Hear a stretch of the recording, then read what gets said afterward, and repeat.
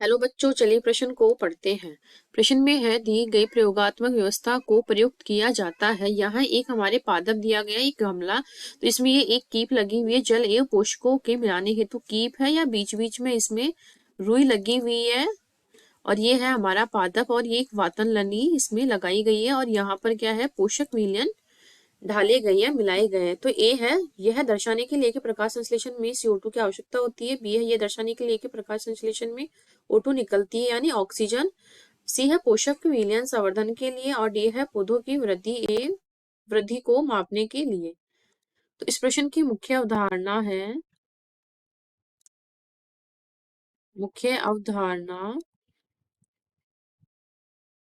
पोषक तत्व। तो पोषक तत्व क्या होते हैं? पादपों की वृद्धि व विकास के लिए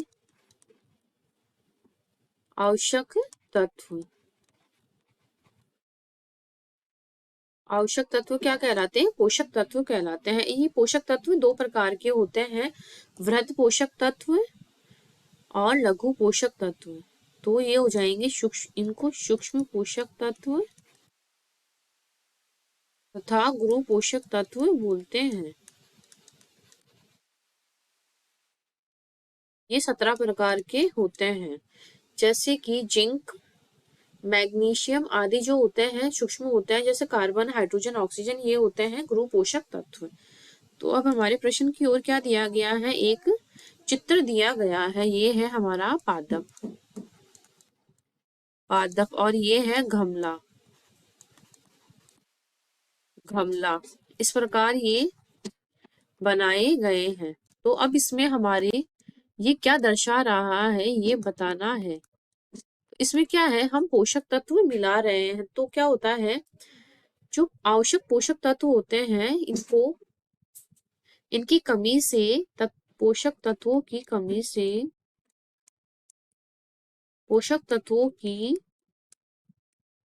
कमी से पादप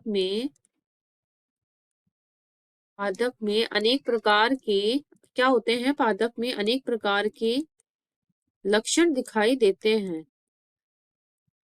लक्षण दिखाई देते हैं। तो क्या होता है, यही लक्षण कौन से पादप में किस पोषक तत्व की कमी से क्या लक्षण दिखाई देते हैं, उनका पता करने के लिए ही ये प्रयोग किया गया था।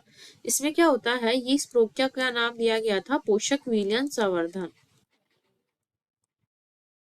पोषक विलयन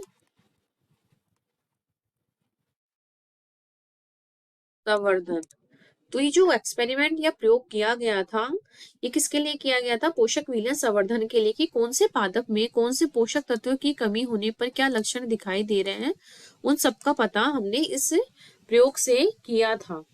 तो बाकी के विकल्प हमारे कट जाएंगे, विकल्प सी हमारा सही उत्तर हो जाएगा। आशा करती हूँ आपको इस प्रश्न का हल समझ में आया होगा। धन्यवाद।